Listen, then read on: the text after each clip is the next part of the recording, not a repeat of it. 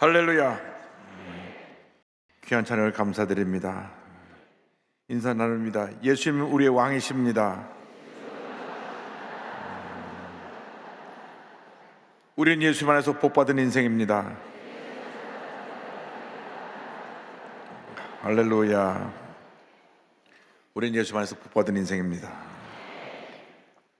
지난주에 이어서 로마서 15장 말씀 7절 이하의 말씀을 가지고 은혜를 나누겠습니다. 선을 이루고 덕을 세우라. 7절에 그리스도를 본받아 성도들도 서로 용납해야 된다 말씀합니다. 7절 다 같이 보겠습니다. 그러므로 그리스도께서 우리를 받아 하나님께 영광을 돌리신 것 같이 너희도 서로 받으라.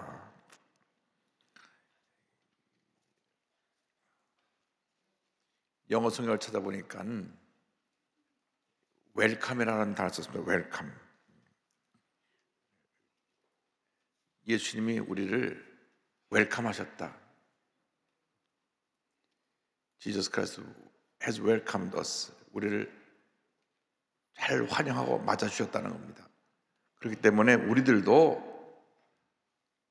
서로 용납하고 서로 환영하고 맞아줘야 한다. 목적은 그렇게 해서 하나님께 영광을 돌리는 것이다. 다시 말하면 예수 믿는 사람들끼리 싸우면 하나님의 영광을 가리는 것이 되는 것입니다. 예수 믿는 사람들끼리 미워하고 다투면 하나님의 영광을 가리는 것입니다. 이유 여러 막론하고 우리들은 서로 웰컴해야 된다. 잘 환영하고 용납하고 이해하고 배려하고 그렇게 될 때 하나님의 축복이 우리에게 임하게 되는 것입니다. 교회에서 가장 많은 얘기를 하면서 가장 못하는 것이 사랑이라고 하는 것입니다. 사랑. 사람들은 사랑받는 건, 난 하나님께 사랑받고 있습니다. 내가 사랑받는 건, 내가 복받는 건, 내가 잘 되는 건 여기만 관심이 있고요.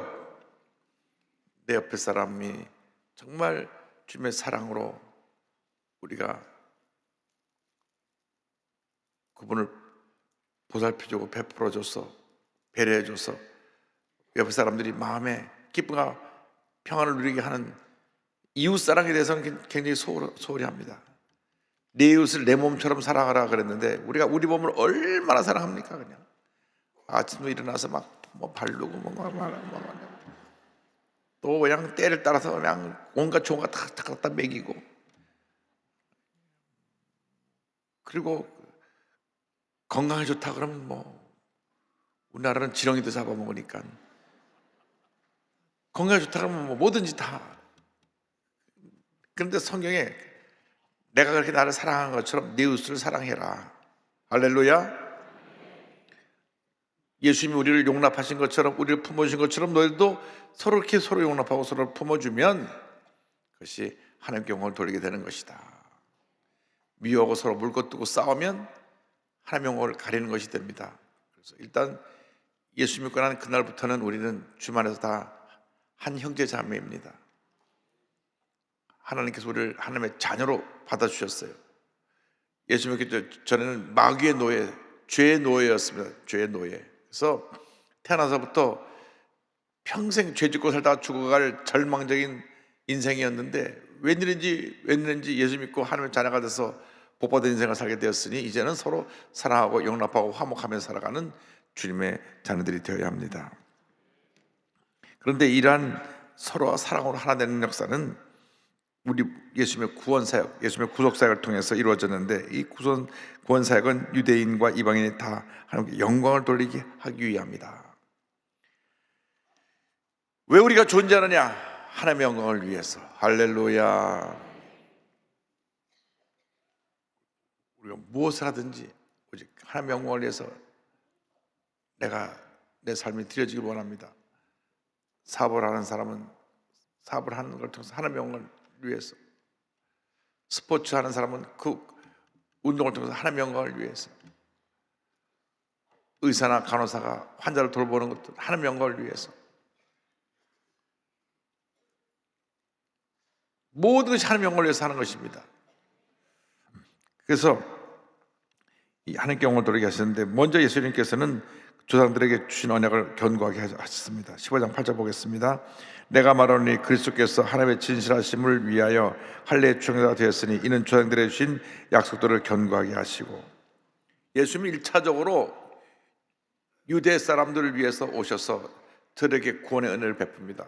유대인들에게 구원의 은혜를 베풀기 위해서는 먼저 구약의 율법을 다 지키셔서 예수님이 하나님의 모든 말씀을 지켜 행하는 것을 보여줌으로 유대인들의 마음이 문이 열려서 예수님을 영접하게 했는데, 그들의 마음의 문을 닫았기 때문에 그 구원의 복음이 이방인들에게 전파되게 된 것입니다. 그래서 그리스도께서는 궁핍한 이방인들도 하나님께 영광을 돌리게 하셨는데, 목적은 주님께 감사하고 그 주의 이름을 찬송하게 하기 위함입니다. 9절 다 같이 보겠습니다. 이방인도 그 궁휼하심으로 말미암아 하나님께 영광을 돌리게 하려 하심이라. 기록된 바 그러므로 내가 열방 중에서 주께 감사하고 주의 이름을 찬송하리로다 함과 같으니라. 우리가 하나님의 은혜로 궁휼하심을 받아서 구원받게 된 목적은 뭐냐? 주님께 영광을 돌리기 위함이다. 모든 영광을 하나님께. 할렐루야. 그럼 하나님께서 우리가 영혼이 잘된 같이 범사자 되며 강건하게 되고 생활할 때 풍성히 얻는 은혜를 선물로 주십니다. 시편 18편 49절에 이와 같은 말씀이 나옵니다. 야훼여 이러므로 내가 이방 나라들 중에서 주께 감사하며 주 이름을 찬송하리이다. 누가 복받은 인생이냐? 감사를 넘치게 하며 사는 사람들이 복받은 인생입니다. 어려워도 감사하고 힘들어도 감사하고 고난 중에 감사하고 질병 중에도 감사하면 범사의 형통함의 축복이 우리에게 임하게 되는 것입니다. 불평은 불평을 낳고 원망은 원망을 낳습니다. 예수 믿고 나서 절대로 불평과 원망에 빠지지 말고 절대 긍정 절대 감사로 뭉쳐서 하나님 앞에 영광 돌릴 때 하나님께서 복을 내려주실 것입니다. 그리고 우리의 삶의 모든 내용은 주님을 찬양하는 데 있습니다. 주님을 찬양. 10절 다 같이 보겠습니다. 또 이르되 백성들아 주의 백성과 함께 즐거워하라 하였으며, 주님 앞에 즐거워하고 감사하고 주님을 찬양하는 것이 삶의 본분인데, 신명기 32장 43절에 같은 말씀이 나옵니다. 너희 민족들아 주의 백성과 즐거워하라. 주께서 그의 종들의 피를 갚으사 그 대들에게 복수하시고 자기 땅과 자기 백성을 위하여 속죄하시리로다. 이 말씀을 인용한 것인데요, 11절 다 같이 보겠습니다. 또 모든 열방들이 주를 찬양하며 모든 백성들아 그를 찬송하라 하였으며. 기뻐하고 즐거워하면서 누구를 찬양하라? 우리 주님을 찬양하라. 주님을 찬양하라. 찬양을 하면 할수록 하나님의 풍성한 은혜가 임하고, 불평함을 할수록 하나님의 심판과 우리 삶 가운데 문제 어려움만 생겨납니다. 이스라엘 백성들이 출애굽할 때 보면 언제 찬양을 불렀느냐? 홍해를 건너고 나서 찬양했어요. 출애굽기 15장을 보면 그들이 기뻐 뛰고 춤추며 찬양하는 그 찬양의 내용이 출애굽기 15장에 나옵니다. 그래서 그 뒤에 쭉 기록을 보면 참 안타깝게도 온 백성이 감사 찬양했다는 기록이 거의 안 나와요. 광야 40년 동안 저들은 또 불평하였더라, 또 불평하였더라. 물이 없습니다. 먹을 것이 없습니다. 밤낮 만나만 먹다 보니까 아이고, 애굽에서 고기 구워 먹던 생각이 납니다. 바베큐 고기가 얼마나 맛있는데 이 광야에서 바베큐 고기도 못 먹고, 그걸 양념에 밥 버무려가지고 파, 마늘, 부추 이렇게 해가지고 쫙 버려 먹으면 그 맛있는 거 먹어야 되는데, 우리가 밤낮 만나만 주고, 이거 뭐 만나도 기가 막히게 맛있는 음식인데도 불구하고 맛있는 음식을 늘 먹다 보니까 감사가 없어요. 그래가지고 고기 먹고 싶다고 그냥 징징거리니까 하나님이 너희들 그러면 한 달 동안 그냥 아예 질리도록 먹게 해주겠다. 그래갖고 바다에서 바람이 불게 해서요, 메추라기 떼가 막 날라오는데 막 통통하게 살찐 메추라기가 막 쌓이는데 말, 2피트 90cm 정도 되는 그 안식일 갈 만한 거리까 1km 반경 안에 그냥 메추라기가 그만큼 쌓여서 얼마나 많은 메추라기가 쌓였는지. 그러니까 200만 명이 한 달 내내 먹고 뭐 구워 먹고 삶아 먹고 지져 먹고 볶아 먹고 먹었는데 뭐 막 더 이상 먹을 수 없을 정도로 배부르게 먹게 해주셨는데 거기도 보면 감사 찬양했다는 말이 없어요.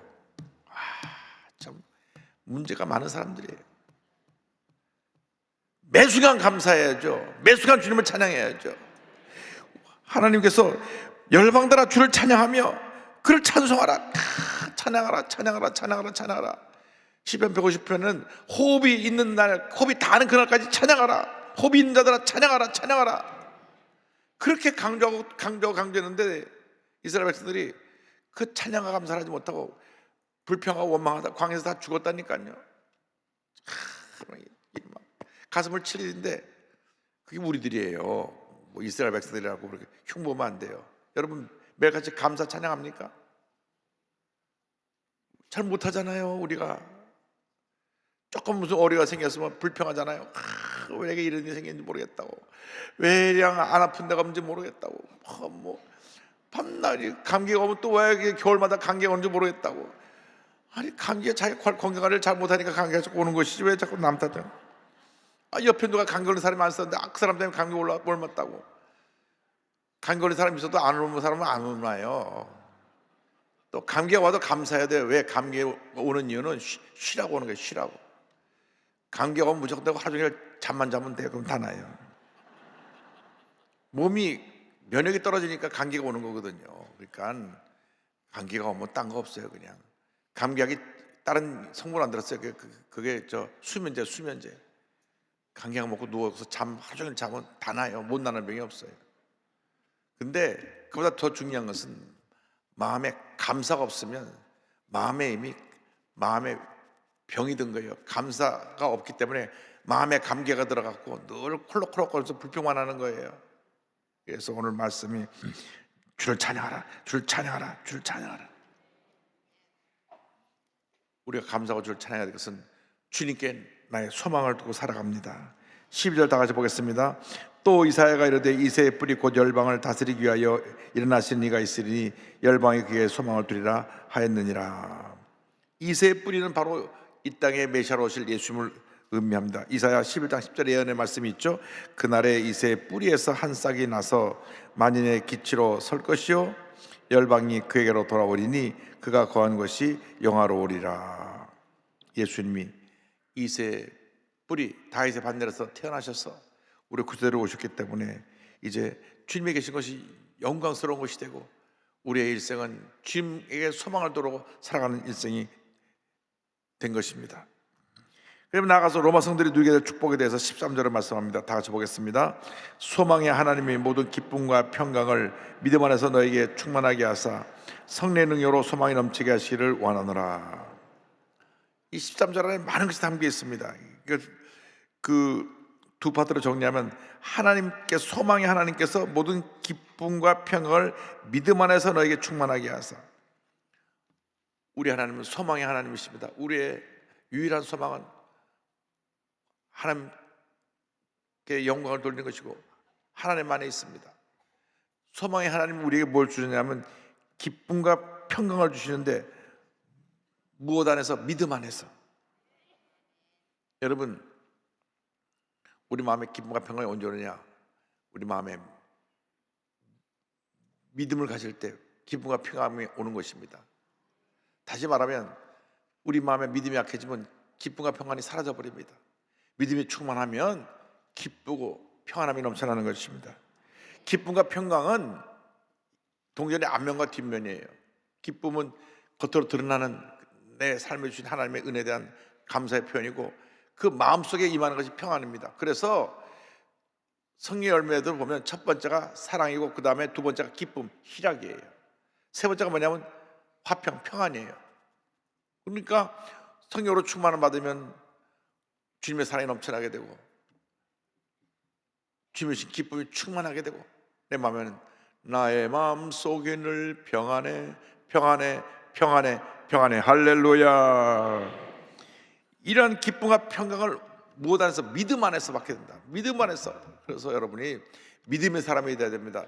절대 긍정의 믿음으로 무장해서 늘 기뻐하고 내 마음이 평안하면 그때로부터 우리 삶 가운데 문제들이 하나둘씩 다 해결되고 하나님의 은혜 축복이 우리 삶 가운데 넘쳐나게 되는 것입니다. 동시에 또 성령의 능력으로 소망이 넘치게 하시려 원하노라.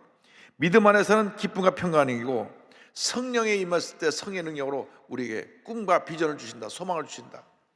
꿈과 소망은 성령의 언어입니다. 성령께서 우리 마음에 꿈과 비전을 주십니다. 말세에 남녀가 여정에게 성령을 부어주신다 그랬는데 우리가 예언을 하고 환상을 보고 꿈을 갖고 나가게 되는 것입니다. 여러분, 성령 충만하면 하나님의 꿈을 주세요. 거룩한 꿈을 주십니다. 성령 충만하면 하나님께서 우리를 위대한 하나님의 사람으로 세워주시는 것입니다. 성령 충만하면 하나님의 우리의 은혜와 축복이 임하게 되는 것입니다. 성령 충만하면 하나님의 모든 문제가 다 잘 해결되도록 우리에게 은혜의 은혜를 더해 주시는 것입니다. 성령이 임하면 꿈을 주시고 비전을 주세요. 지난 주일날 간증했던 것처럼 우리 박성철 회장님은 저 전남 신안군 그 섬의 아주 작은 마을에서 아버지가 마약 환자가 돼가지고 그냥 마약 중독자가 돼가지고 하루하루 먹고 살 것이 없이 가난과 굶주림 속에 살았지만은 예수 믿고 나서 꿈을 가졌어요.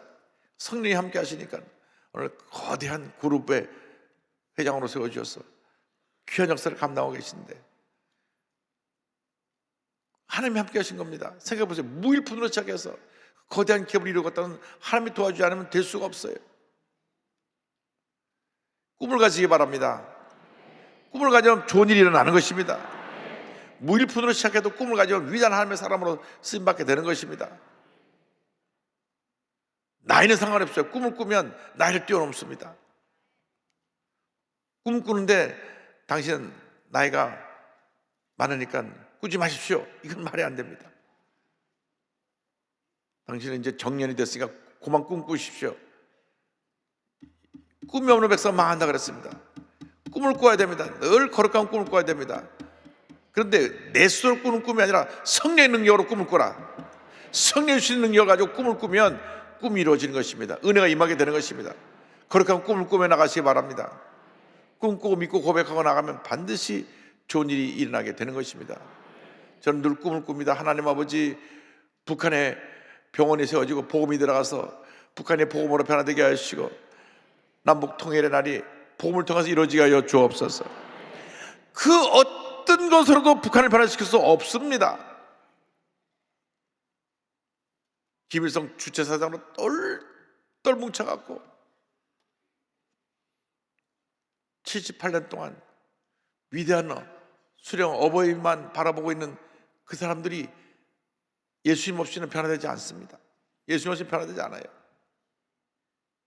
아주 어릴 때부터 저희들이 배운 교육이 그 교육입니다. 위대한 수령 어버이 수령께서 항상 우리 함께 하신다. 성경의 임마누엘 사상을 딱 따다가 북한에는 모두 사인이렇게 되어 있어요. 위대한 수령 김일성 동지는 영원히 우리 함께 계시다. 아니, 영원히 우리 함께 계신 건 우리 하나님밖에 없고 하나님이 임마누엘 하나님 영원히 우리 함께 계신데 북한에 가면 김일성이 그분으로 되어 있어요. 그래서 북한 사람들이 예수 전하기 참 쉬워요. 김일성의 자리에 예수님이 딱 하나님이 들어가시면 되기 때문에. 그래서 북한의 탈북자들이 예수를 빨리 믿게 되는 것입니다. 탈북할 때 80% 이상이 다 예수 믿고 넘어온다고 그럽니다. 왜? 아, 내가 지금까지 잘못된 하나님을 섬겼구나. 진짜 하나님은 우리 예수를 통해서 믿는 하나님이 진짜 하나님이시구나. 할렐루야. 그래서 북한의 2,500만이 예수 믿고 복음으로 돌아오는 주님 앞으로 돌아온 날을 위해서 기도하고 꿈을 꿔야 됩니다. 그러기 위해서는 우리 대한민국이 정신 차려야 됩니다. 이렇게 물고 뜯고 싸우고 그냥 막 그냥 물고 뜯고 싸우는 데는 세계 1등이야 그냥. 거짓 뉴스로 도배를 해갖고 막 공격들 하고. 제가 오늘 아침에 국민의힘 송년 예배 때 가서 말씀을 전했는데 국회의원들이 전직 현직에서 한 10대 분 오셨는데 내가 그 말씀 드렸어요. 이번 총선에서 다수당이 되면 꼭 이 나라에 가짜뉴스 금지법을 좀 만들어라. 우리 대한민국이 절대 긍정, 절대 감소로 변화시켜도 부족할 터인데 그냥 뭐 듣고. 그런데 그 보면 보니 그러다 또 나중에 자기 자신도 또 그런 곤욕을 치릅니다. 이거 안 됩니다. 우리가 하나님을 기쁘시게 하는 삶을 살아야 될 줄로 믿습니다. 서로를 격려하고 서로 세워주고 박수 쳐주고 그래야 얘기가 되지. 물고 뜯고 싸우고 이게 도움이 안 됩니다. 그리고 제발 시위 문화를 좀 바꾸라. 내가 미국에 있을 때 보니까 백악관 앞에 매일같이 데모를 하는데 데모를 하더라도 정해진 시간에 질서 있게 보니까요 피켓 들고 한 바퀴 삥 돌고 가요. 그 데모 끝이에요. 여기처럼 뭐 트럭 같은 거 스피커 트럭하고 아주 시끄럽게 굴고 온 동네가 시끄럽게 만들고 미국에서는 그거 못하게 돼 있어요. 그냥 할 수 있는 유일한 소리를 낼 수 있는 것은 손에 그 메가폰인가 뭐가 이렇게 들고 소리 조금 크게 내는 거 있잖아요. 그거 들고 뭐 떠들다가 가는 게 그만이에요. 우리나라는 뭐 스피커 떠들고 와 거리고 뭐 정신없이 해놓고 그래서 얼마나 주변 사람들이 피해를 많이 주는지 모릅니다. 그래서 이런 것도 좀 고쳐라. 지난번에 그 법을 다 그렇게 바꿔 나갔고 그럼 이번에 다시 바꾸면 되지. 지난번 얘기 그만하고 바꾸라고. 우리가 우리나라를 바로 세우는 데서 기독교인이 바로 서서 바로 세워야 되는 것입니다. 기독교가 사랑과 화목으로 하나 되어야 되는 것입니다. 그래서 꿈과 소망을 가지고 밝은 대한민국, 건강한 대한민국을 만들고 남북 통일의 기초를 놔야 됩니다. 결혼하면 저출산 문제도 저절로 해결된다고 합니다. 북한은 1.8명으로 났는데 이제 남북 간이 통일되면 북한 사람 남한 사람 결혼해서 한 3시간 날 테니까 문제가 한꺼번에 해결될 텐데 어쨌든 중요한 것은 우리가 성령 안에서 꿈과 소망을 가지는 것입니다. 로마서를 기록한 목적에 그 기록 마지막 부분에 이런 말씀이 나옵니다. 로마 성도를 격려합니다. 14절 다 같이요. 내 형제들아 스스로 선함이 가득하고 모든 지식이 차서 능히 서로 권한 자임을 나도 확신하노라. 두 가지를 부탁합니다. 너희들이 선함이 가득해라. 인생을 악하게 살지 말고 착하게 살라는 것입니다. 선이 악을 이겨야 되는데 지금 악 쓰는 사람들이 악을 갖고 세상을 지배하려고 하니까 문제가 많은 것입니다. 악을 쓰는 것입니다. 무기를 가진 사람은 무기를 갖고 악을 써서 전쟁을 일으킵니다. 이 악 쓰는 무리들을 우리가 기도로 물리쳐야 됩니다. 너희들이 선함이 가득하고 모든 지식 할 말씀으로 충만해서 그 충만을 가지고 서로 권면하라. 서로 말씀으로 가르치고 권면해서 권위 서 있으라고 말씀합니다. 그리고 내가 이것을 너에게 전하는 것은 내가 너에게 전한 은혜를 다시금 생각나게 하기 위함이다. 15절 다 같이요. 그러나 내가 너희로 다시 생각나게 하려고 하나님께서 내게 주신 은혜로 말미암아 더욱 담대히 대략 너에게 썼노니. 사도 바울이 그들에 가서 전한 말씀을 다시 한번 총정리해서 그 전에 말씀을 다시 총정리해서 편지를 보냅니다. 우리가 일생 살아가는 동안 중요한 것은 늘 말씀을 다시 묵상하고 또 묵상해서 하나님의 뜻을 늘 깨달아 아는 것입니다. 오래전에 성경을 한번 읽고 나서 성경이 어디 있는지 모르고 살면 어떤 하나님의 축복을 받을 수가 없습니다. 매일같이 말씀을 읽고 묵상하고 말씀의 가르침을 깨달아 알고 말씀대로 살아가면 하나님의 은혜가 임하게 됩니다. 말씀을 자꾸 반복하고 또 반복하고 또 반복하고 또 반복해야 돼요. 미국에 있을 때 세신자 정착에 대한 말씀을 들은 적이 있는데 사람이 처음 교회를 나와서 다음 주일날 교회를 나올 수 있는 확률이 일주일에 직감적으로 한 그분에게 6번 이상 연락이 가면 다음 주일날 교회 나온다는 겁니다. 그러니까 주일날 아침에 예배 드리고 가면 주일날 오후에 딱 문자가 들어옵니다. 오늘 교회 나오신 걸 참 진심으로 환영합니다.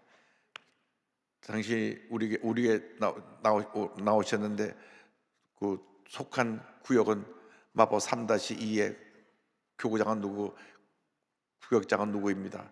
언제 필요하시면 연락하세요 하고 전화번호 딱 남기고 그날 밤에 오는 거예요. 단합철떡 되니까 직접 구역장이 전화가 왔어요. 추운데 어떻게 잘 지내시냐고. 그 다음날 또 보니까 이웃 사는 사람이 저 같은 구역 식구인데 새로 우리 구역에 이사 왔다 그래서 제가 인사드리러 왔습니다. 그것도 다음날 지났는데 또 그 동네에 그 구역 식구가 아유 우리 친척이 제주에서 귤 한 박스 보냈는데 먹어보니까 너무 맛있어가지고 새로운 성도님 드리려고 귤 가져왔다고. 어쨌건 일주일 내내 그분에게 연락하면 다음 주에 100% 귀에 나오는데 우리 사람이 하도 많이 오니까 와도 하루가 지나도 이틀이 지나도 3일이 지나도 일 지나도 뭐 문화 띵동 하나 오는 거 없으면 안 되는 겁니다. 지금은 뭐 열심히들 그렇게 온 분들 연락을 하고 그러는데 어쨌건 주일날 오면 저녁에 연락이 가야 돼요. 저녁에 연락이 가야 돼요. 저녁에 연락이 가서. 그래서 토요일 날쯤 되면 구역장님이 내일 교회에서 뵙겠습니다 하고 마지막 안부 전화를 해야 돼요. 그럼 주일날 오시는 게 확인이 되는데 어쨌건 많이 전도한 만큼 많이 정착을 해야 되는데 한 50%밖에 정착률이 안 되는 것이 이것이 문제입니다. 일주일에 6번 이상 컨택을 하면 다음 주에 올 확률이 85% 90% 이상이 되는데 일주일에 한 번 온 사람 한 번만 연락하면 다시 올 확률이 10% 정도밖에 안 된다는 겁니다. 10명 중에 한 명 올까 말까 자기 발로 스스로 올까 말까지. 여러분 백화점 가면 손님은 왕이라 그랬는데 우리 교회에서는 하도 사람이 많이 오니까 성도는 왕이 아니고 그냥 많은 부분 중에 한 사람으로 우리가 취급을 하면 교회에 정착하는 데 어려움이 있는 것입니다. 여러분 사랑은 실천입니다. 관심입니다. 배려입니다. 2024년도에 엄청나게 많은 분들이 우리 교회에 오게 될 텐데 그분들을 사랑으로 잘 권면하고 그들을 말씀으로 잘 양육해서 위대한 하나님의 사람으로 다 세워줄 수 있게 되기를 바랍니다. 우리에게 사명이 있습니다. 믿지 않는 영혼을 주 앞에 구원해서 저들 천국 갈 때까지 같이 신앙의 공동체에서 신앙생활 잘해서 믿음을 날마다 자라게 하고 말씀을 무장하게 해서 하나님의 사람으로 축복받은 삶을 살게 만들고 같이 먼 훗날 천국에 가서 하나님을 찬양하는 같은 삶을 살아야 되는 것입니다.